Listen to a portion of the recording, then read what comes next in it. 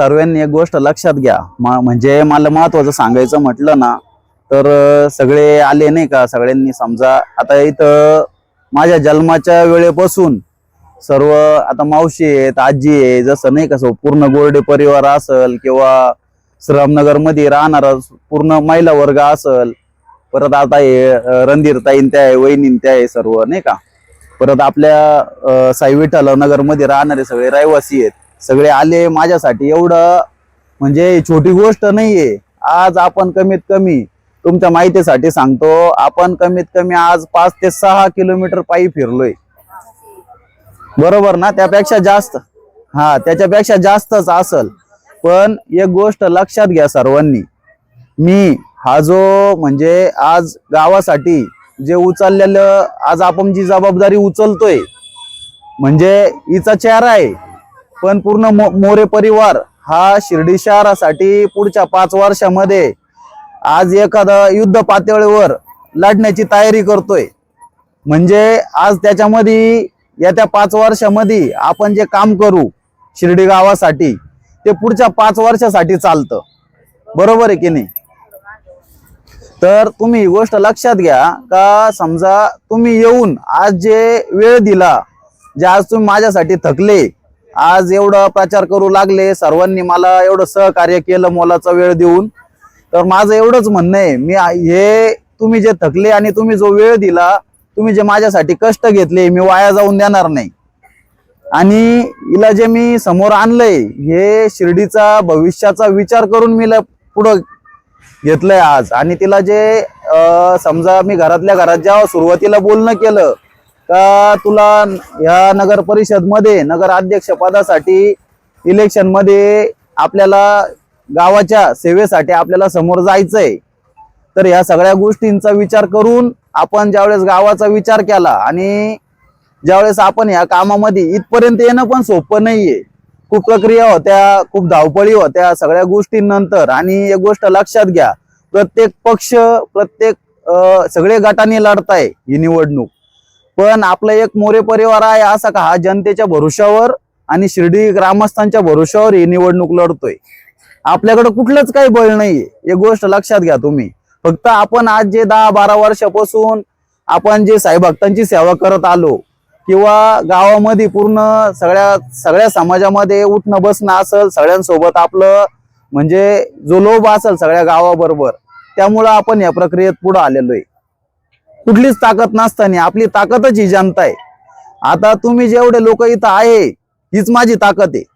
तुम्ही एका महिलांनी 10 महिलांना असेल किंवा आपल्या संपर्कातले नातेवाईक असतील, ओळखीच्या असतील, वर्गातल्या असतील, ज्या मुली आहेत, परत ज्या महिला आहे, महिलांच्या जे म्हणजे एका ठिकाणी बसणं उठणं बोलणं असेल, यांनीच आपलं काम करायचंय ना आपल्याला निवडून आणायचं, हे तुम्हीच मनावर घ्यायचंय.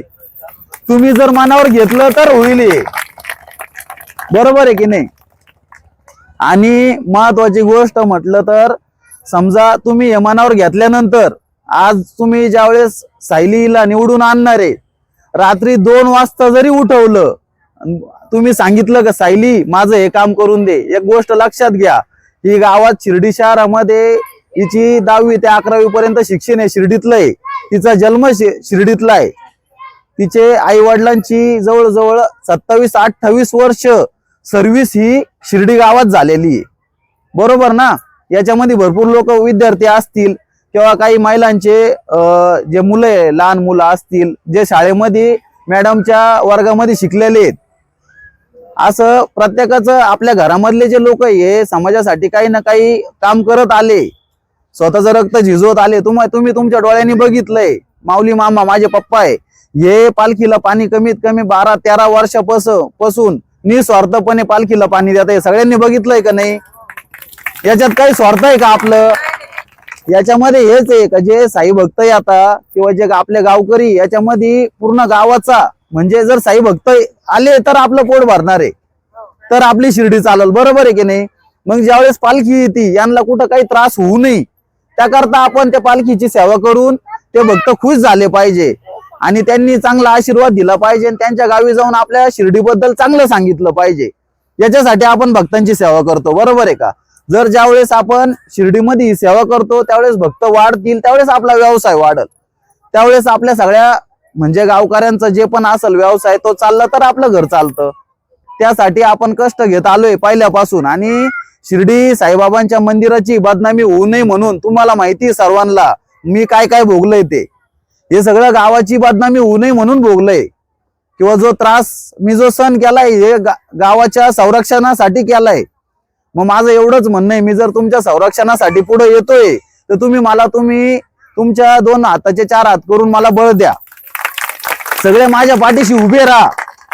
जसं आज राहिले तसंच तुम्ही जोपर्यंत मतदानाची 2 तारीख आहे 2 तारखेपर्यंत सर्व गावाला, सर्व समजा गणेशवाडी असेल किंवा पूर्ण 33,000 जनता आहे शिर्डी शहरामध्ये, आपल्या सर्व गावातल्या ज्या एरियामध्ये मी लहानचा मोठा झालो, ज्या म्हणजे जवळजवळ नगरपालिकेपासून तर साई विठ्ठला नगर पर्यंत या लोकांमध्ये मी लहानचा मोठा झालो. याच्यामध्ये मी जे समाज कार्य करत आलो, जे आज मी होणारा त्रास जनतेला तो कुठंतरी स्वतःच्या अंगाशी करून घेतला. तर या गोष्टींना तुम्ही लक्ष देऊन लोकांपर्यंत पोहोचवा. तुम्ही सांगा की हे माणसं जे आहे हे जनतेचं काम करू शकता, हे आपल्या हक्काचे माणसं आहे. बरोबर ना? आलं सर्वांच्या लक्षात काय म्हणतोय मी? हा, काळजी घ्या तुम्ही. तुमचा मुलगा, तुमचा भाऊ हा म्हणजे आज जे गावाच्या भल्यासाठी उभं राहिलाय, याला कसं निवडून आणायचंय हे सगळं जनतेच्या हातात आहे. हा, जनतेच्या सेवेसाठी उभा आहे. फक्त एवढ्या गोष्टी लक्षात ठेवून नाही का. आता बघा, आज जसं मी फिरतोय असे कमीत कमी 100-125 उमेदवार असतील, वेगळे वेगळे आहेत. कुणी नगरसेवकसाठी, कुणी नगराध्यक्षासाठी, ज्याची जिद्द वेगळी आहे. पण भरपूर जणांचं म्हणणं असं झालं, भाऊ तुम्ही नगरसेवकसाठी प्रयत्न करायचा होता स्वतः, आणि वहिनींना नगराध्यक्षासाठी प्रयत्न करायला लावायचा होता.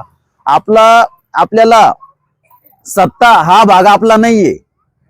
आपल्याला सेवा करायची आहे, जनतेचे प्रश्न सोडवायचे. म्हणून आपल्याला आपण एकच उमेदवार दिला, एकाच ठिकाणी लक्ष दिलं, आणि आपण पूर्ण गावाचे जे प्रश्न आहे हे सोडवू शकतो त्यासाठी आपण समोर आलो. आणि याच्या पलीकडे सांगतो, समजा ती पण तुम्हाला माहिती आहे चांगल्या फॅमिलीतून आहे, सगळ्या गावाचे प्रश्न सोडवू शकते. त्यामुळे सर्वांनी ताकदीने, पूर्ण ताकदीने, मला माहिती आहे जे जनता ठरवती त्याच्या पलीकडे कुणीच काही ठरवू शकत नाही. मग जनतेने ठरवा. आणि जे नेते आज गावासाठी काम करताय, आम्हाला त्याच्यामध्ये आम्हाला नेता व्हायचं नाहीये, हे गोष्ट लक्षात घ्या. आम्ही जसे आज आहे असेच आम्ही पुढच्या 5 वर्षात देखील राहू.